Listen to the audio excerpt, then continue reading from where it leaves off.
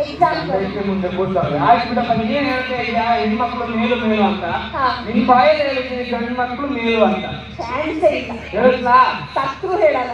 ಹೇಳ್ತೀನಿ ಇರೋದು. ಹುಡುಗಿಯರಿಗೆ ಇಂಗ್ಲಿಷ್ ಅಲ್ಲಿ ಏನಂತಾರೆ? ಫೀಮೇಲ್. ಹುಡುಗರಿಗೆ ಏನಂತಾರೆ? ಏನಂತಾರೆ?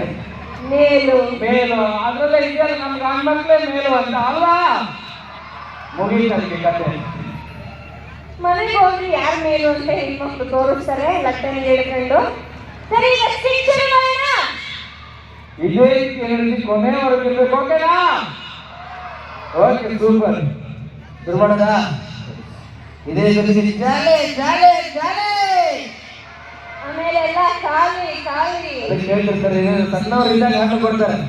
ಸಣ್ಣವರಿದ್ದಾಗ ಹಣ್ಣು ಕೊಡ್ತಾರ, ವಯಸ್ಸಿಗೆ ಬಂದ್ಮೇಲೆ ಹೆಣ್ಣು ಕೊಡ್ತಾರೆ. ಸಣ್ಣವರಿದ್ದಾಗ ಹಣ್ಣು ಕೊಡ್ತಾರ, ವಯಸ್ಸಿಗೆ ಬಂದ್ಮೇಲೆ ಹೆಣ್ಣು ಕೊಡ್ತಾರ. ಸತ್ತ ಕಾಲ ಮಣ್ಣು ಕೊಡ್ಲಿಕ್ಕೆ ಗೊತ್ತಿರ್ಬೋದು. ಸಣ್ಣವರಿದ್ದಾಗ ಹಣ್ಣು ಕೊಡ್ತಾರ, ವಯಸ್ಸಿಗೆ ಬಂದ್ಮೇಲೆ ಹೆಣ್ಣು ಕೊಡ್ತಾರ. ಸತ್ತ ಕಾಲ ಮಣ್ಣು ಕೊಡ್ತಾರ.